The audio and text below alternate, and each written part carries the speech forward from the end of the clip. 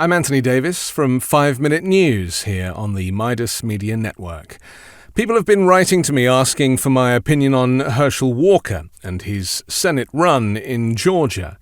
And I'll be honest, I have never heard of Herschel Walker before this whole thing. You know, I've only been living here in the United States for about 6 years, so his time as a footballer was never a thing for me. And I look at him as a candidate, as a conservative candidate for the GOP, for the Senate.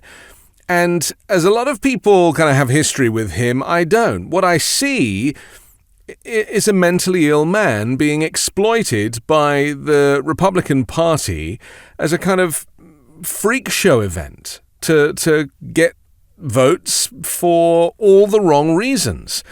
Now, this is something we have to take very seriously because it doesn't just apply to Herschel Walker. I mean, this goes throughout the political spectrum in many ways, the spectrum being the ultimate word, of course. Donald Trump, the former president of the United States, is mentally ill. There is no question about it. So many scientists, therapists, medics, clinicians, psychotherapists, psychoanalysts, psychiatrists have diagnosed him with a personality disorder, with malignant narcissism. You can see it in everything he does, the way he behaves, the way he communicates, and his kind of sense of self, the narcissism, the ego. And it's tragic, and I see it as tragic, and I am shocked and constantly horrified that the media has failed to talk about this all the time. And in fact, there are several prominent clinicians who are experts in this area who've pretty much been blocked from appearing in the media because they want to talk about the pathology of Donald Trump. Well, here we are again, 5 years later, and another prominent GOP candidate is mentally ill. In fact, Herschel Walker himself has opened up about his long struggle with mental illness. He wrote in his book in 2008 about being diagnosed with dissociative identity disorder, which once was known as multiple personality disorder. I mean, this is a very, very serious mental illness. It's a severe form of dissociation. It's a mental process which produces a lack of connection in a person's thoughts and memories and feelings and actions, or sense of identity. It's thought to stem from a combination of factors that may include trauma experienced by the person with the disorder. Well, he played football, he got knocked around, but he's written in his book about being a child who, had certain issues of his own, with weight and with confidence.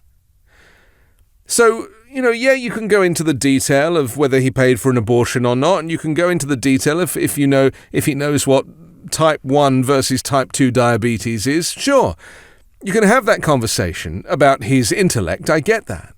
But what I see as an outsider, as somebody who has no cultural history with Herschel Walker, I see the tragedy of a mentally ill man being exploited by the Republican Party in the same way they did with Donald Trump. A blank canvas, an empty vessel, somebody who will be exploited for the attention, for the fame, for the wealth, for the fortune, just to feel accepted, to feel, for a change, for once in their life, part of something that really matters. And consequently, the pathology of the mental illness in the case of dissociative identity disorder kind of gets ignored, gets kind of kicked into the long grass. And why does America have such a problem talking about mental illness and mental health? Here where I live in California, everyone's got a therapist, yet nobody really talks about being mentally ill. And trust me, there is a connection.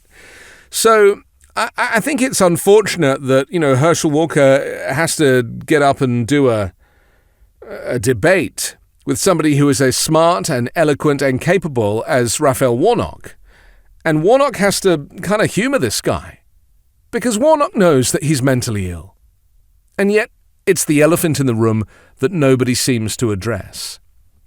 So, where do we go from here? Herschel Walker should not be a candidate. He is not mentally or emotionally equipped to be a candidate for senator, for the United States Senate. It's just beggars belief that he was even asked. But he was asked by people who do not care.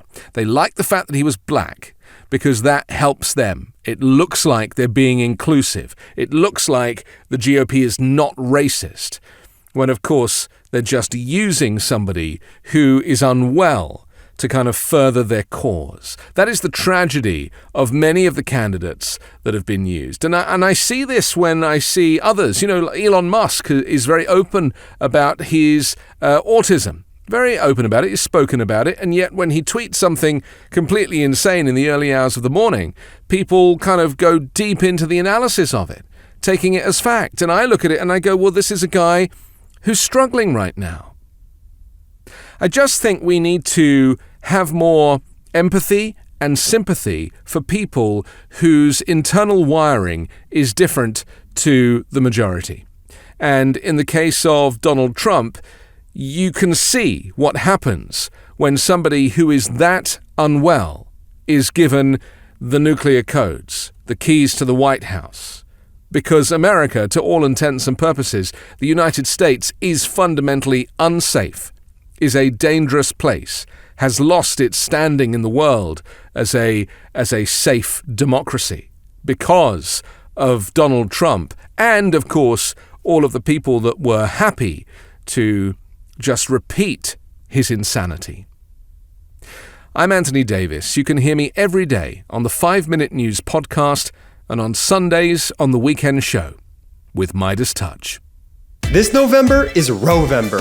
MeidasTouch just released its brand new collection of Rovember t-shirts and pins to let the country know what's at stake this upcoming midterm election.